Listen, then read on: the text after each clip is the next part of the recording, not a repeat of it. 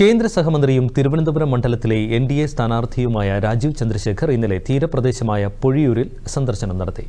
കടലാക്രമണത്തിനിരയാകുന്ന പൊഴിയൂരിലെ പ്രദേശങ്ങൾ സന്ദർശിച്ച അദ്ദേഹം അവിടുത്തെ ജനങ്ങളുടെ ദുരിതങ്ങൾ നേരിട്ട് മനസ്സിലാക്കി. തീരത്ത് പുലിമുട്ടുകൾ സ്ഥാപിച്ച് കടലേറ്റം തടയണമെന്ന് തീരദേശവാസികൾ കേന്ദ്ര സഹമന്ത്രിയോട് അഭ്യർത്ഥിച്ചു. സംസ്ഥാന സർക്കാർ ചെയ്യേണ്ട കാര്യങ്ങൾ ചെയ്യുന്നില്ലെന്നും പരിഹാരം ഉടൻ ഉണ്ടാകുമെന്നും രാജീവ് ചന്ദ്രശേഖർ പ്രദേശവാസികൾക്ക് ഉറപ്പു നൽകി. ഒന്ന് ഒരു ഗവൺമെന്റ് ഇന്ത്യ ഗവൺമെന്റ് കേരള ഒരു പ്രൊപ്പോസൽ ഉണ്ട്. അത് ഇവിടുന്ന് നീങ്ങിയിട്ടില്ല. അത് ഞാനൊന്ന് ആക്സലറേറ്റ് ചെയ്യാൻ പോവാണ്. അതൊന്ന്. അതല്ലാണ്ട് ഇൻഡിപെൻഡന്റ് ആയിട്ട് എന്തെങ്കിലും ഒരു സ്കീം ഉണ്ടെങ്കിൽ അത് ചെയ്യാൻ പോകും. കാശ് കൊടുക്കാൻ അതുപോലെ വീടുകളുടെ പ്രശ്നം കേവലം ഒരു 8 മാസം താമസം എനിക്കത് കണ്ടപ്പോൾ ഭയങ്കര ബുദ്ധിമുട്ടാകുന്നു. അതെ, അപ്പോൾ ഇത്രയും വർഷമായിട്ട് നമുക്കിവിടെ ഇപ്പോൾ ഏകദേശം ഞാൻ മനസ്സിലാക്കിയ അനുസരിച്ച് ഞങ്ങളുടെ ആളുകളോട് ഇടപെട്ടപ്പോൾ മനസ്സിലായത് ഏകദേശം 5 വർഷത്തോളം ഈ സെയിം ബുദ്ധിമുട്ട്.